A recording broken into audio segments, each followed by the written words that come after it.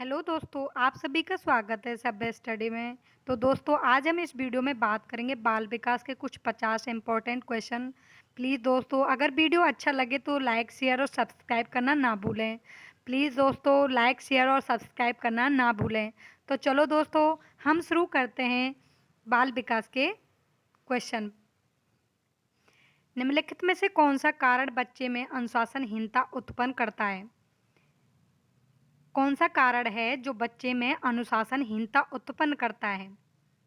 भय।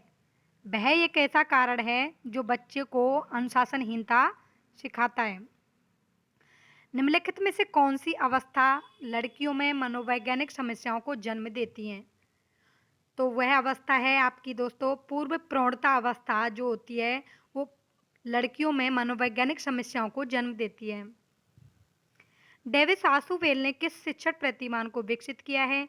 तो डेविस आशुवेल मनोवैज्ञानिक ने अग्रिम व्यवस्था प्रतिमान को विकसित किया है। शिक्षा तकनीकी को किसने 3 भागों में बांटा है? तो शिक्षा तकनीकी को 3 भागों में बांटने वाले वैज्ञानिक हैं लुम्सडेन। शिक्षण सूत्रों का आधार होता है। शिक्षण सूत्रों का आधार दोस्तों मनोवैज्ञानिक होता है। शिक्षण सूत्रों का आधार मनोवैज्ञानिक होता है। क्रो एवं क्रो के अनुसार अधिगम प्राप्त करना ज्ञान और अभिवृत्ति कहलाता है। क्रो एवं क्रो के अनुसार अधिगम है ज्ञान और अभिवृत्ति की प्राप्ति ही अधिगम होता है। अधिगम जीवन पर्यंत प्रक्रिया है जो पूर्ण होती है। अधिगम जीवन पर्यंत प्रक्रिया है जो पूर्ण होती है उपरोक्त सभी में। विद्यालय में भी पूर्ण होती है, समाज में, परिवार में। दोस्तों, इन तीनों में ही अधिगम प्रक्रिया जीवन पर्यंत चलने वाली प्रक्रिया है। परिपक्वता जिसका दूसरा नाम क्षमता का विकास होता है दोस्तों। परिपक्वता जिसका दूसरा नाम होता है क्षमता का विकास। निम्नलिखित में से कौन सा नकारात्मक संवेग नहीं है? तो दोस्तों यहाँ आपको दिख रहा होगा कि आशा नकारात्मक संवेग नहीं है। भय, क्रोध, चिंता ये सभी नकारात्मक संवेग होते हैं। बच्चे में संवेगात्मक संघर्ष उत्पन्न होता है बहुत अधिक क्रोध आने पर। जब बच्चा बहुत अधिक क्रोधित होता है तो उस समय उसकी संवेगात्मक संघर्ष की जो सीमा होती है बहुत अधिक होती है। नवीन ज्ञान तथा नवीनी प्रतिक्रियाओं को अर्जन करने की प्रक्रिया अधिगम प्रक्रिया है। यह कथन किसका है? यह कथन किस मनोवैज्ञानिक ने दिया है कि नवीन ज्ञान तथा नवीनी प्रतिक्रियाओं का अर्जन करने की प्रक्रिया अधिगम प्रक्रिया है? तो ये दोस्तों आपके पियाजे महोदय पियाजे ने कहा था नवीन ज्ञान और नवीन प्रतिक्रियाओं को अर्जन करना ही अधिगम है। अनुबंध स्थापित होने के बाद यदि बार बार मात्र अनुबंधित उद्दीपक ही उपस्थित किए जाने पर अंततोगत्ता अनुबंधित अनुक्रिया का बंद हो जाना क्या कहलाता है दोस्तों? तो वह कहलाता है विलोप।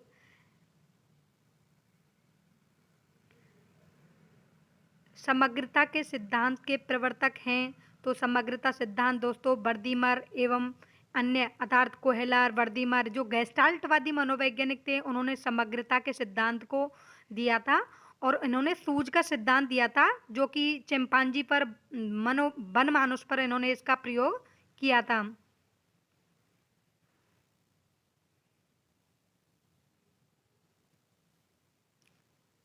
बालक अपने व्यवहार की सामाजिक स्वीकृति जिस अवस्था में चाहता है वह अवस्था दोस्तों किशोर अवस्था होती है।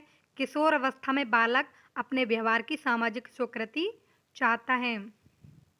सीखना व्यवहार में उत्तरोत्तर सामंजस्य की प्रक्रिया है। यह कथन स्किनर महोदय का है। स्किनर महोदय सीखना व्यवहार में उत्तरोत्तर विकास की प्रक्रिया। और दोस्तों ये मैं और बता देती हूँ ज्ञान और अभिवृत्ति की प्राप्ति ही अधिगम है। यह कथन क्रो एंड क्रो का है। वायगोत्स्की बच्चों के सीखने में निम्नलिखित में से किस कारक की महत्वपूर्ण भूमिका पर बल देते हैं? तो वायगोत्स्की महोदय इसको याद कर लेना बच्चों, रट लेना। ये सामाजिक क्षेत्र के मनोवैज्ञानिक हैं। इन्होंने समाज के मैटर में समाज में ही बच्चे का अच्छा विकास होता है समाज में ही। तो समाज के मैटर में ये वायगोत्स्की मनोवैज्ञानिक का नाम प्रसिद्ध है। निम्नलिखित में से कौन सा शिक्षक से संबंधित अधिगम को प्रभावित करने वाला कारक है? दोस्तों इसमें प्रश्न पर ध्यान दीजिएगा। निम्नलिखित में से कौन सा शिक्षक से संबंधित, मतलब बालक की नहीं पूछ रहा है, इसमें शिक्षक की पूछ रहा है कि शिक्षक से संबंधित अधिगम को प्रभावित करने वाला कारक कौन सा है। तो शिक्षक की विषय वस्तु में प्रवीणता होना जरूरी है। तो अधिगम को प्रभावित करने वाला सबसे अच्छा कारक है विषय वस्तु में प्रवीणता। अगर टीचर, अगर अध्यापक, आपका गुरुजी अगर विषय वस्तु में प्रवीण नहीं होगा तो अधिगम सफल नहीं हो सकता। निम्नलिखित में से कौन सा सीखने का क्षेत्र है। तो दोस्तों ये अनुभाविक क्षेत्र जो है ये सीखने का क्षेत्र होता है। जब बच्चा कार्य करते हुए ऊबने लगता है तो ये इस बात का संकेत है कि संभवतः कार्य यांत्रिक रूप से बार बार हो रहा है। संभवतः कार्य यांत्रिक रूप से बार बार हो रहा है। जब बच्चा कार्य करते हुए ऊबने लगता है तो सीधी सी बात है वो बार बार कार्य को दोहराया जा रहा है, तो वो बच्चे बोरियत महसूस करने लग जाते हैं। अधिगम का शास्त्रीय अनुबंधन सिद्धांत से संबंधित है।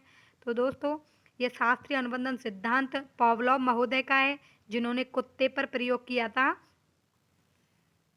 सीखने का क्लासिकल कंडीशनिंग सिद्धांत प्रतिपादित किया था। सीखने का क्लासिकल कंडीशनिंग सिद्धांत भी पावलोव का ही है, जो कि रूस के रहने वाले हैं और इन्होंने अपना प्रयोग कुत्ते पर किया था। पावलोव ने अधिगम का कौन सा सिद्धांत प्रतिपादित किया था। तो वह अनुकूलित अनुक्रिया का सिद्धांत। बुरी आदतों को सुधारा जा सकता है। तो बच्चों में अगर बुरी आदत हो जाती है तो दोस्तों उनको अनुबंधन के द्वारा सुधारा जा सकता है, ना कि डांट डपट कर, दोषारोपण करके। इनसे तो बच्चे का मनोबल गिरता है। तो अनुबंधन के द्वारा ही उसकी बुरी आदतों को सुधारा जा सकता है। व्यवहार का करना पक्ष में क्या कहलाता है। तो दोस्तों व्यवहार का करना पक्ष में क्या कहलाता है। तो ये सीखने का गतिक क्षेत्र होता है। व्यवहार का करना, करना यानी गति, तो गतिक क्षेत्र होता है।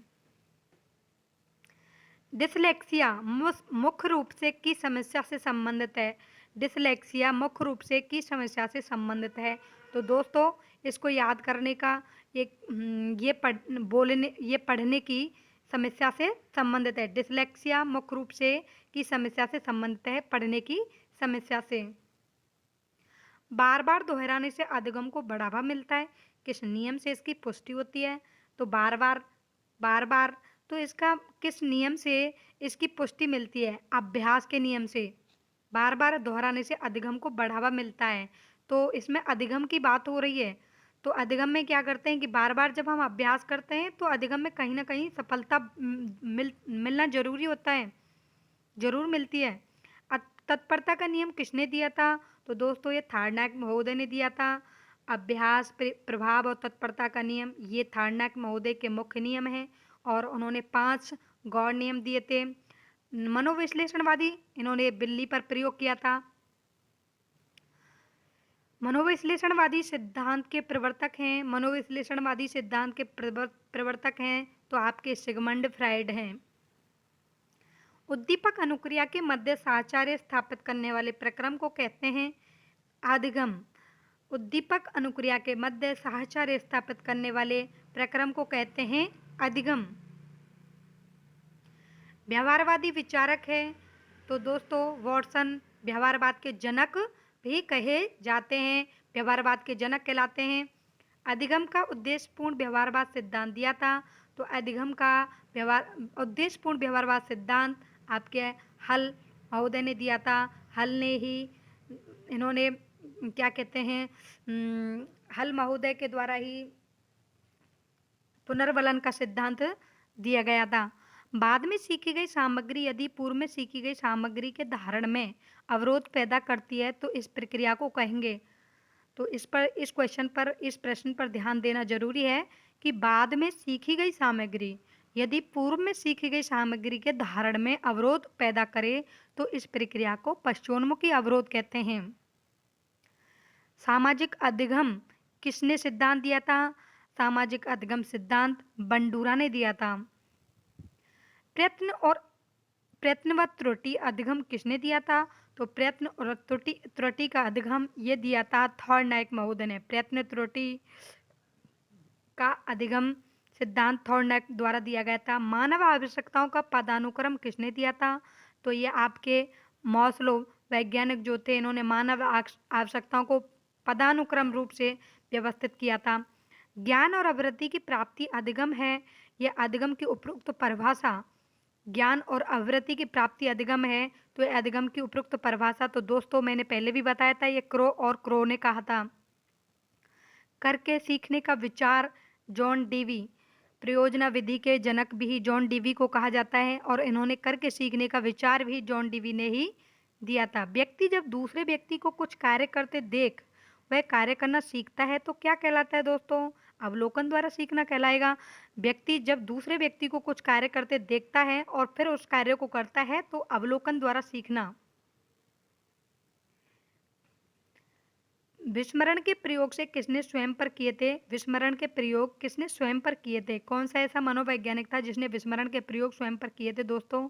तो वह है एबिंगहास। इन्होंने विस्मरण के प्रयोग स्वयं पर किए थे। अंतर्दृष्टि अधिगम सिद्धांत किसने दिया था?